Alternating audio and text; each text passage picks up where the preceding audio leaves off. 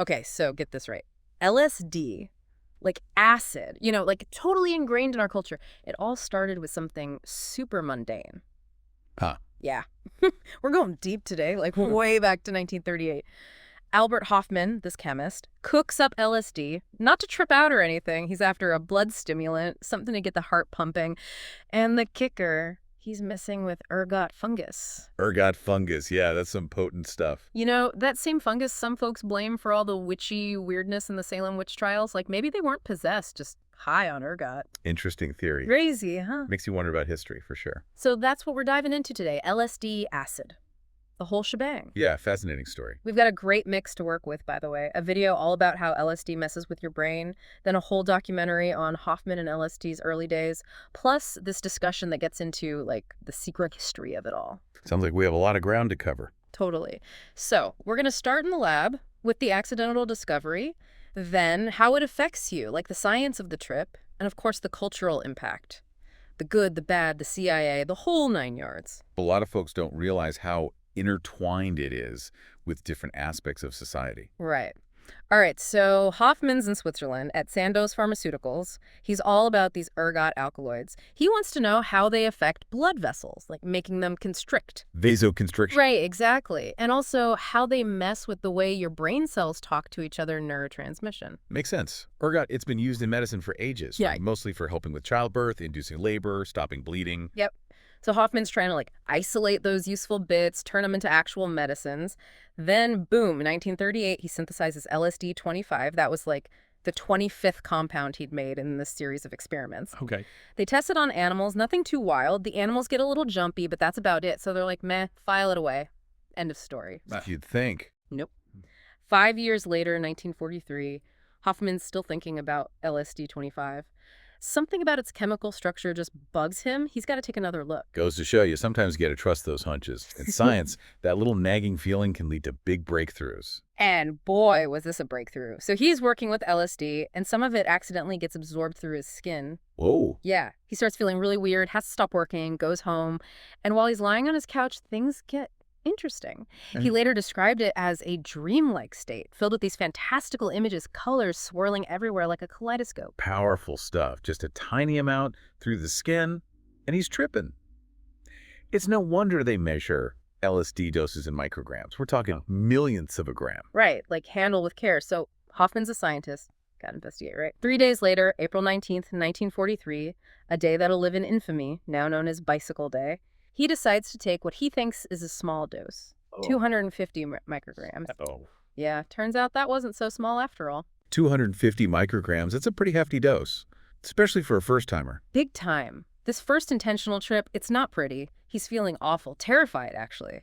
He decides to ride his bike home wartime, no cars easily available, and things just spiral. Everyday objects look scary. His sense of self starts to dissolve.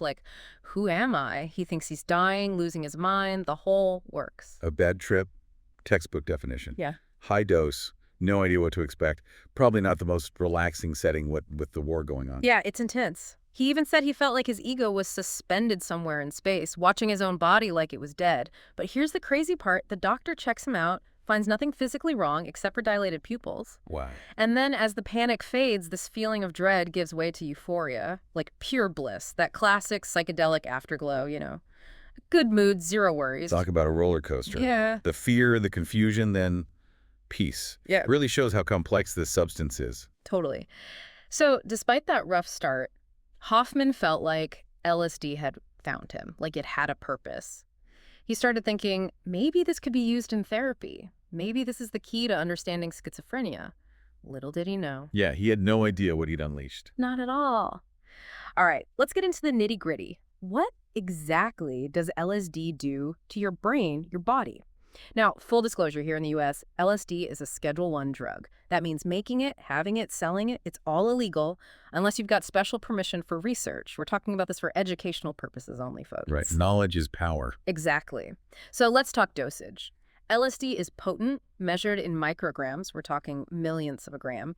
Now, there's no official rule book, but generally speaking, around 20 micrograms is like the entry point. Some people might start feeling subtle effects. Anything less than that is microdosing territory. Microdosing, that's a whole other conversation. Right. Silicon Valley loves it. People say it boosts creativity, makes you more productive, helps with relationships. But, the science is still catching up. Need more research to really say for sure. Yeah, lots of anecdotal evidence, but we need those rigorous studies. For sure. Now, to really experience the psychedelic effects, we're talking 25 to 50 micrograms usually. But everyone's different. Your weight, your sensitivity, all that plays a role. Your typical fun dose, recreationally, is around 75 to 150 micrograms. That's where the visuals and sensory stuff really kicks in, but also where anxiety can pop up. Doesn't mean you'll have a bad trip, but the chances go up. Set and setting are crucial here.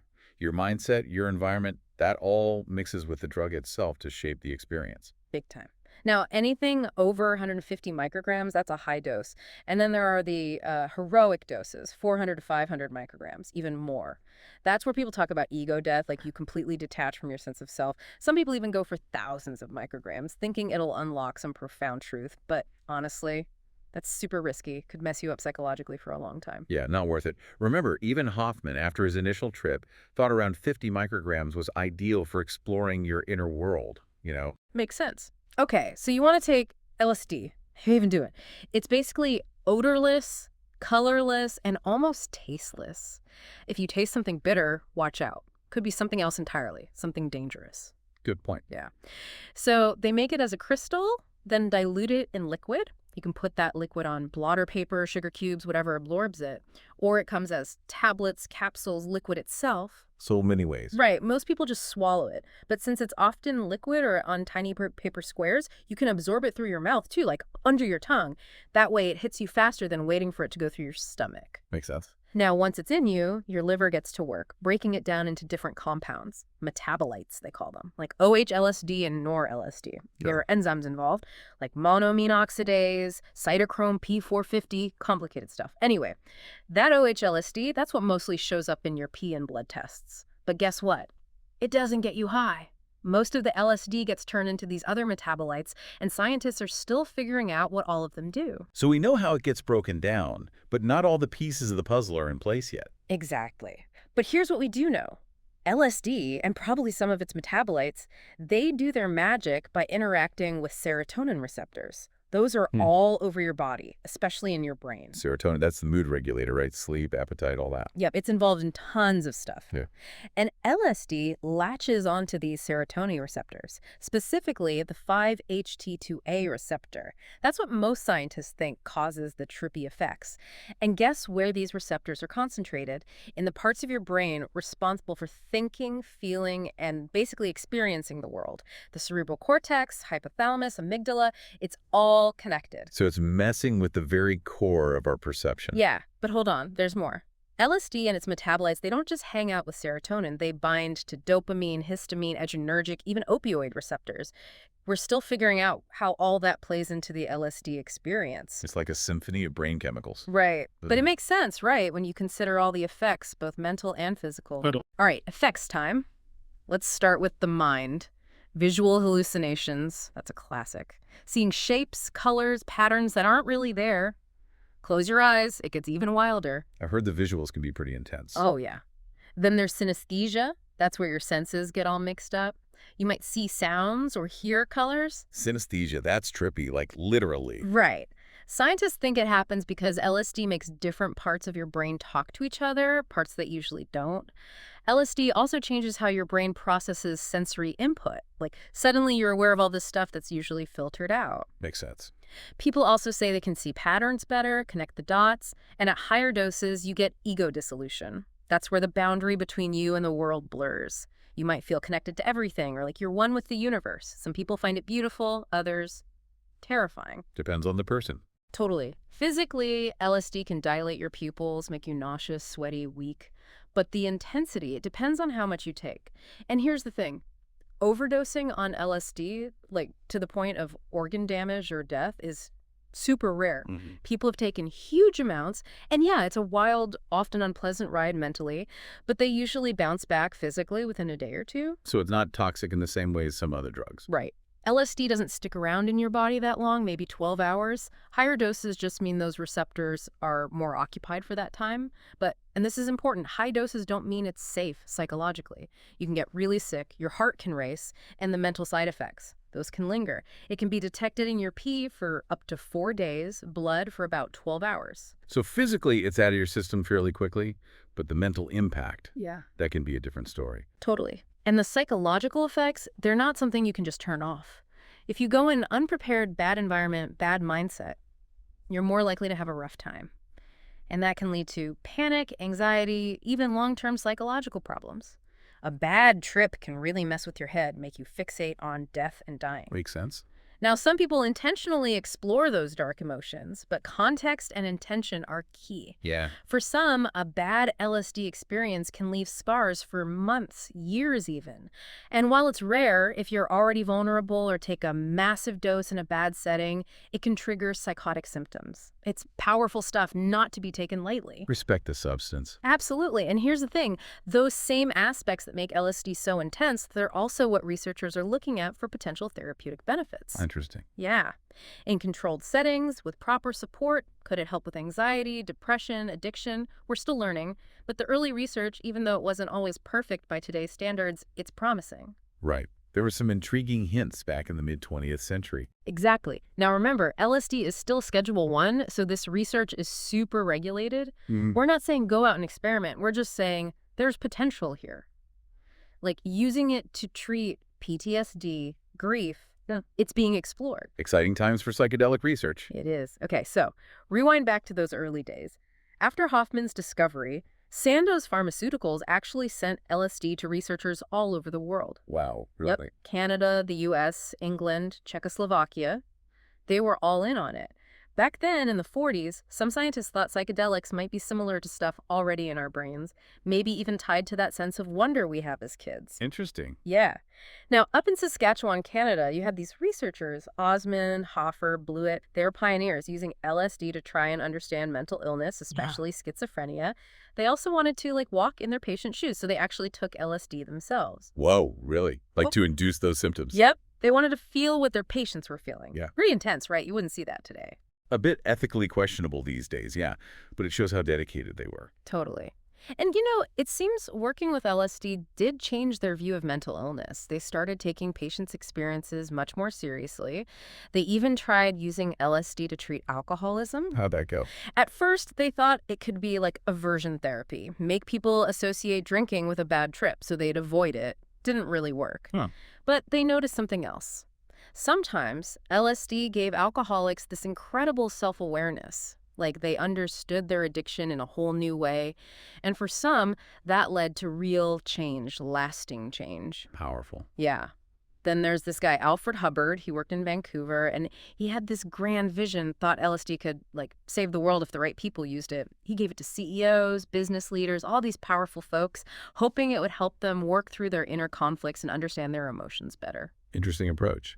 Right. He even developed a whole structured program with preparation, music, introspection, using family photos as prompts, even strobe lights and mirrors. He was all about set and setting, way back then, your mindset and your environment. Ahead of his time, in a way. Totally. But now, the darker side, we can't talk about LSD without talking about the CIA's MKUltra program. This is where things get creepy. Uh-oh. Yeah. They wanted to use LSD for mind control, basically. There was this Operation Midnight Climax where they dosed people without their consent to see if they could use LSD for blackmail or interrogation. That's disturbing. It was a total ethical disaster, failed miserably, caused a lot of harm.